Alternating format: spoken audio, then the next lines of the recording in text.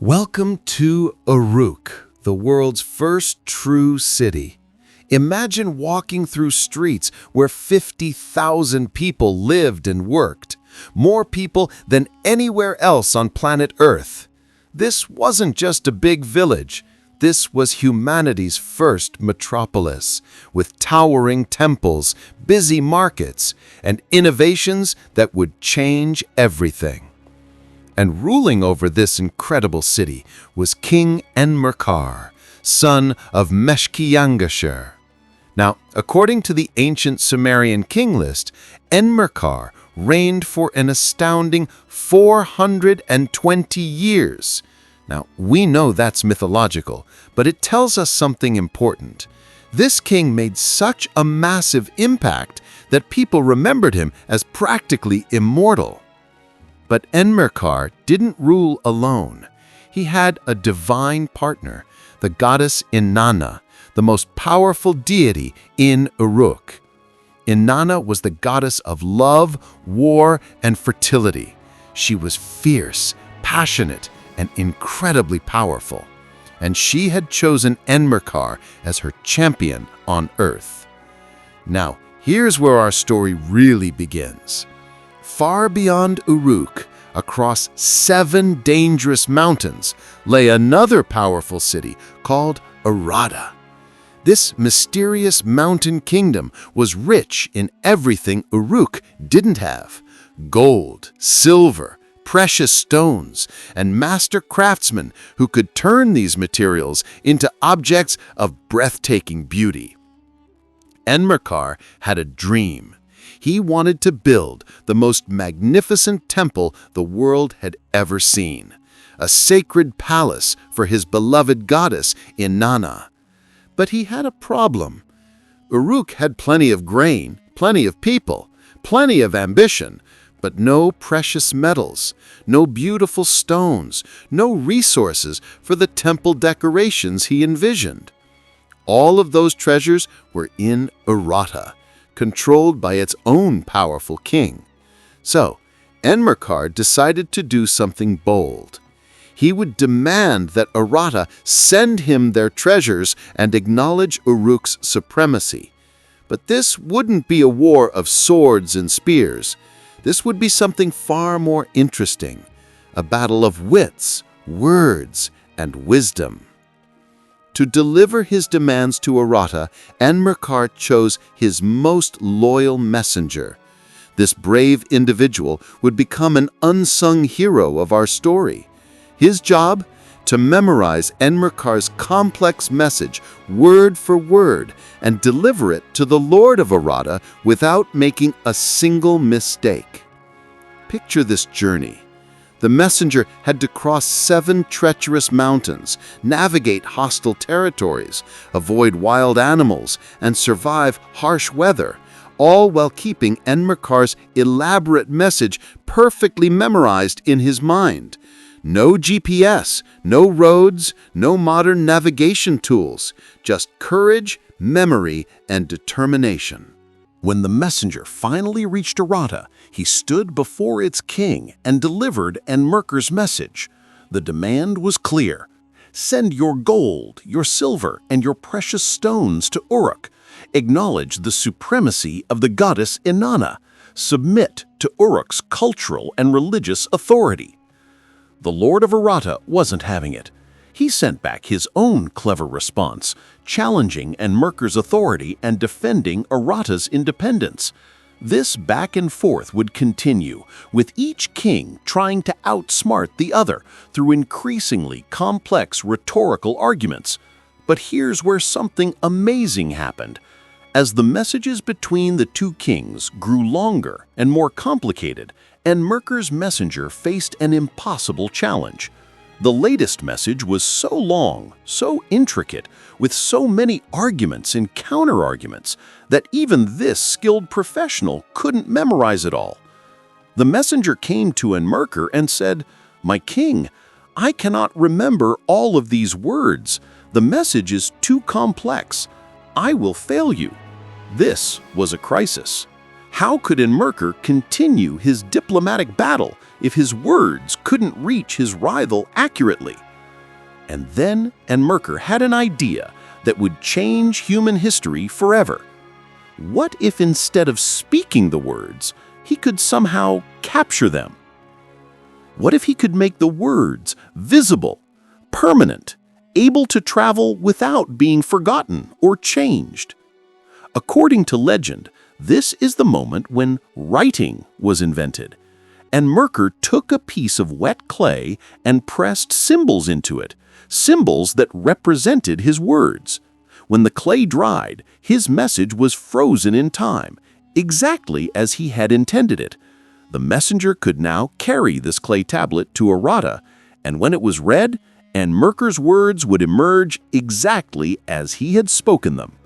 Now, historians know that writing actually developed gradually over many years, evolving from simple accounting symbols into a full language system. But the legend of Enmerkar captures something profound.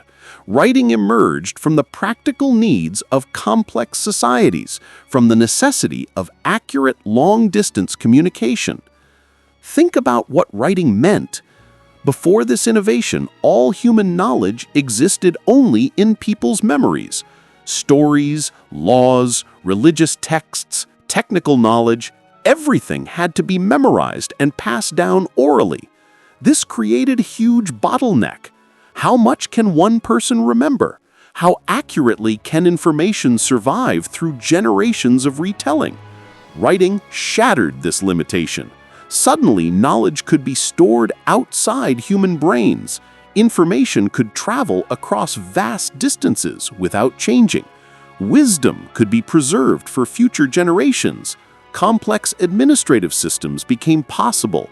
Laws could be written down so everyone knew them. History could be recorded. Literature could be created and shared. Every text message you send, every book you read, every email, every social media post, all of it traces back to this ancient innovation. Writing is arguably the most important technology humans ever invented, and according to legend, it started with King Enmerkar's need to outsmart his rival. The rivalry between Enmerkar and the Lord of Arata wasn't just about gold and silver. It was about something deeper, a competition to prove which civilization was superior, which city had better artists, which ruler was wiser, which culture deserved to be recognized as the greatest achievement of human civilization. And each exchange between the kings showcased different aspects of cultural superiority. Enmerkar would invoke religious authority, claiming that Inanna favored Uruk. The Lord of Arata would respond by highlighting its city's artistic achievements and material wealth. Enmerkar would demonstrate Uruk's agricultural abundance. Arata would counter with examples of its craftsmen's unmatched skills. This was like an ancient Olympics, but instead of athletic competitions, the cities competed through rhetoric, religious authority, artistic achievement, and demonstrations of wisdom. The stakes were high. The winner would be recognized as the leading civilization of the ancient world. And in the end, according to the epic, Enmerkar's invention of writing became his ultimate advantage. By demonstrating this revolutionary technology, he proved that Uruk was the most innovative, the most advanced, the most forward-thinking civilization. Writing became the proof of Uruk's cultural superiority. Throughout this entire saga, the goddess Inanna played a crucial role. In ancient Mesopotamian belief, the gods weren't distant, abstract forces. They were active participants in human affairs, with their own preferences, emotions, and agendas. Inanna's main temple in Uruk, called the Iana, was one of the most impressive structures in the ancient world. This wasn't just a religious building. It was an economic powerhouse, a political center, and a symbol of the city's power. Thousands of people worked for the temple, which owned vast farmlands, workshops, and trading operations. Enmerkar's relationship with Inanna was the foundation of his authority. In Sumerian belief, a king ruled not just because he was powerful or wealthy, but because the gods had chosen him. Divine favor was essential for political legitimacy. When Enmerkar demanded that Arata submit, He wasn't just expressing personal ambition. He was channeling the will of Inanna herself. Some texts suggest that Enmerkar participated in the sacred marriage ritual, a ceremonial union between the king and the goddess, represented by her high priestess. This ritual was believed to ensure fertility, prosperity, and divine blessing for the entire city. Through the ceremony, the boundary between human and divine blurred, and the king became the earthly representative of divine power. While we've been talking about kings and goddesses, what was life actually like for ordinary people in Enmerkar's Uruk? Let's take a quick tour of this ancient city and see how people lived 5,000 years ago.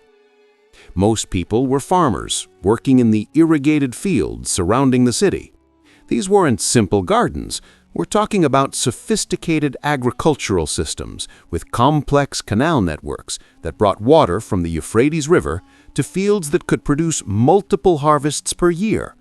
This agricultural abundance was what allowed Uruk to support such a large urban population. In the city itself, specialized craftsmen produced everything the society needed: pottery, textiles, tools, weapons, jewelry, and countless other goods. This specialization was revolutionary. In earlier, smaller communities, most people had to be generalists, doing a bit of everything. But in Uruk, you could spend your entire life mastering one skill, whether that was weaving, metalworking, or making beer. And then there were the scribes, the intellectual elite who controlled the revolutionary technology of writing.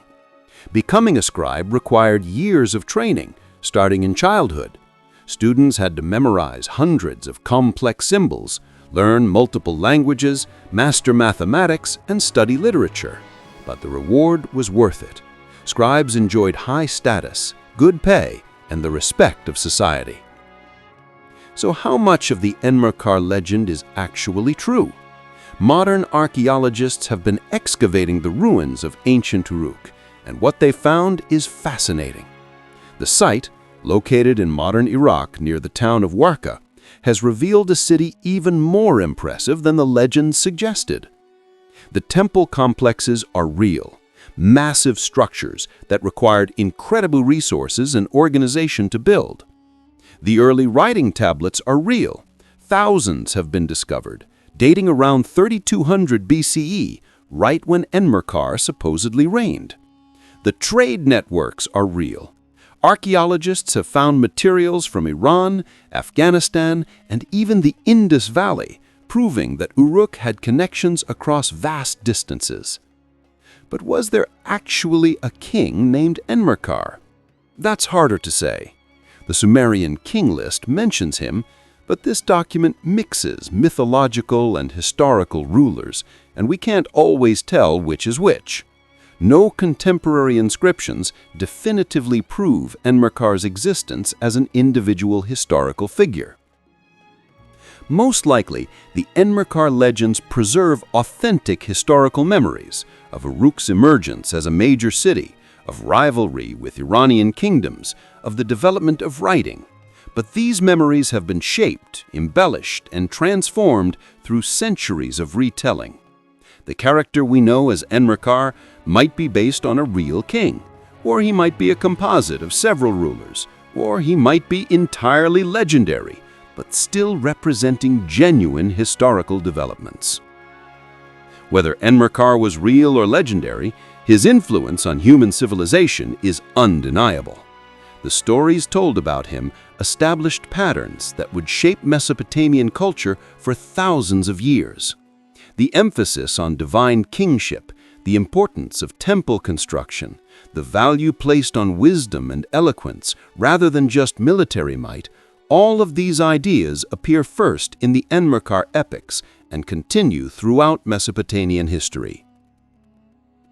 Enmerkar's legendary dynasty continued with his successor Lugalbanda, and eventually with the famous Gilgamesh, whose epic is one of the foundational works of world literature. These figures, whether historical or not, represented an idealized past that later Mesopotamian rulers constantly referenced and tried to emulate. The writing system that legend attributes to Enmerkar spread throughout the ancient Near East, adapted by dozens of different cultures and languages. Cuneiform, as we call it, would be used for over 3,000 years, recording everything from royal propaganda to love poetry, from astronomical observations to medical prescriptions. This single innovation, making language visible and permanent, transformed human civilization in ways that are hard to overstate. And that legacy continues today. Every time you write something down, every time you read a text, every time you preserve information for the future, you are participating in a tradition that stretches back to ancient Uruk, to that legendary moment when King Enmerkar decided to press symbols into clay. So what can we learn from Enmerkar's story in the 21st century? First, innovation often comes from necessity. Enmerkar didn't invent writing as an abstract intellectual exercise. He needed to solve a practical problem. The greatest technological breakthroughs often emerge when existing methods can't handle new challenges. Second, competition between civilizations doesn't have to be war. The epic rivalry between Uruk and Aratta was primarily cultural and intellectual, not military. They competed through rhetoric, art, wisdom, and innovation. Imagine if modern nations competed primarily through culture, education, and technological achievement rather than military might. That's the model the Enmerkar legends present. Third, the relationship between religious belief and political power is ancient and complex. Enmerkar couldn't rule effectively without divine legitimacy, and maintaining that legitimacy required constant work, building temples, performing rituals, honoring the gods. Understanding this dynamic helps us interpret not just ancient Mesopotamia, but many civilizations throughout history. And finally, civilization is built by countless people, not just famous kings. The messenger who crossed mountains, the scribes who preserved literature, the farmers who grew food, the craftsmen who created beauty. All of these individuals contributed to making Uruk great.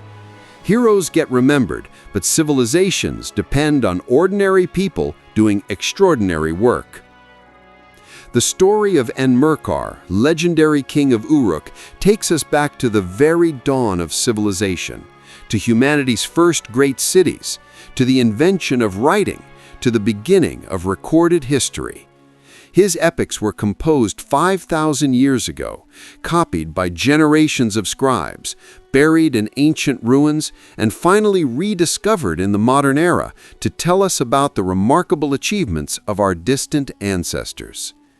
Whether Enmerkar was a real person or a literary creation, his legend captures something true about human nature, our drive to build, to create, to compete, to innovate, to leave a mark on the world that will outlast our brief lives.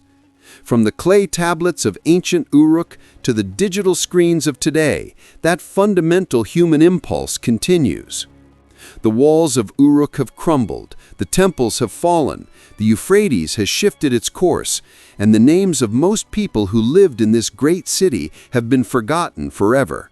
But the story of Enmerkar survives, preserved by the very technology he supposedly invented, reminding us that civilization is humanity's greatest achievement and most challenging responsibility. Thank you for joining us on this journey to ancient Mesopotamia. If you enjoyed this video, please like, subscribe, and share it with anyone interested in ancient history, legendary kings, and the origins of civilization. What aspect of Enmerkar's story fascinated you most? Let us know in the comments below. Until next time, keep exploring the incredible stories of our shared human past.